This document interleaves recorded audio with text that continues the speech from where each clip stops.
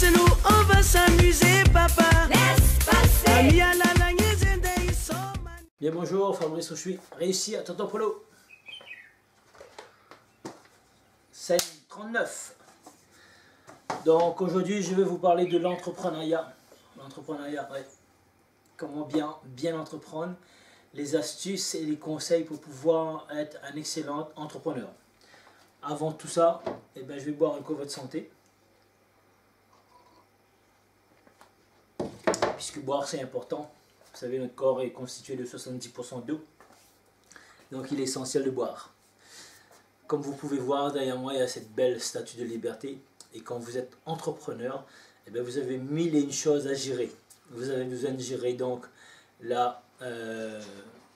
votre domaine dans lequel vous allez exceller, que vous soyez dans le bâtiment, dans l'agroalimentaire, dans les services, dans l'informatique, dans la décoration, dans la mécanique, dans l'automobile, enfin différents domaines, dans le commerce, dans prêt-à-porter, dans ce que vous avez comme domaine. Vous avez besoin d'être déjà excellent là-dedans. Ensuite, vous allez pouvoir aimer ce que vous faites, parce que si vous n'avez pas de passion, vous allez aller au travail comme si vous allez à un poste de salarié, entrer dans les savates, et donc parce que vous n'avez pas choisi, et il y aura une monotonie qui va s'installer. Donc l'entrepreneur, c'est autre chose. Un entrepreneur, il est là pour impacter le monde, pour pouvoir changer le monde, pour pouvoir influencer son monde à lui. Donc être inspirant pour un monde meilleur, tout simplement. Donc voilà, l'entrepreneur, donc il a besoin de savoir après, être dans son domaine fort, savoir communiquer, être bien et être inspirant, c'est-à-dire être joyeux, être motivant, être énergisant. Savoir la comptabilité, parce que c'est aussi dans les affaires, la comptabilité c'est quelque chose d'important.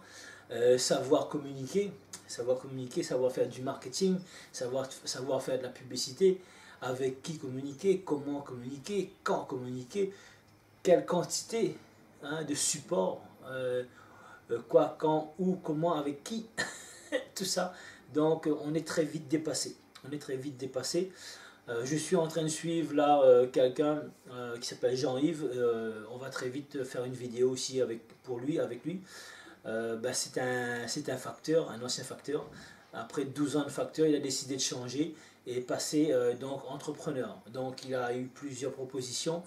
Il a eu des aides effectivement de par la poste. C'est quelque chose de très intéressant.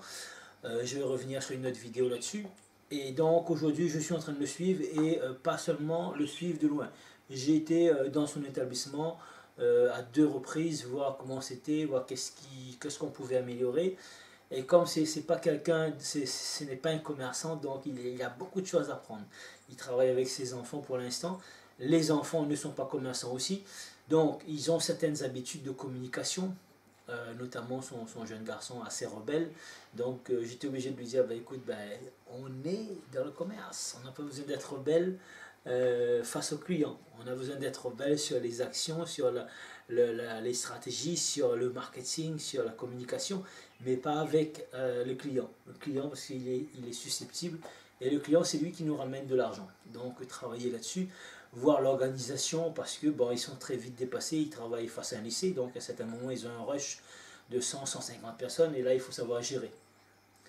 Et donc si vous n'avez pas cette expérience, si vous n'avez pas cette attitude souriante, cette attitude professionnelle et agréable pour pouvoir accueillir les gens, tout simplement les clients vont aller à côté, chez les concurrents.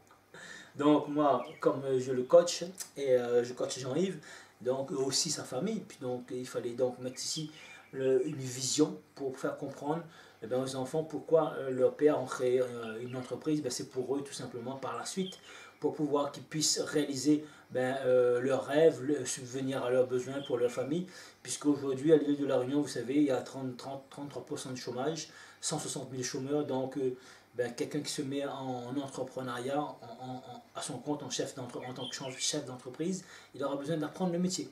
Et ce n'est pas un métier si simple. Donc moi, avec mes 25 ans d'expérience, je suis là pour l'encourager, pour l'accompagner jusqu'au succès, parce que je vais miser vraiment sur lui. J'ai un engagement total. Donc voilà, c'était pour vous parler de Jean-Yves, mon ami Facteur qui s'est lancé en entrepreneuriat. Et je lui dis bravo et toutes mes félicitations. Si vous aussi, mes chers amis, vous voulez vous lancer en entrepreneuriat, eh bien n'hésitez pas. Le groupement européen des professionnels plus dynamiques et plus audacieux est là pour vous aider et pour vous accompagner jusqu'au succès. Donc je vous dis bon succès, et si vous avez aimé cette vidéo, eh ben, partagez-la, parce que j'ai pris un immense plaisir pour pouvoir faire cette vidéo. Et si vous ne l'avez pas aimé, vous avez le droit de dire que je n'ai pas aimé. Et donc, par contre, si vous avez aimé, vous mettez un gros pouce bleu et vous partagez minimum. Je vous lance un défi de partager cette vidéo à 5 personnes.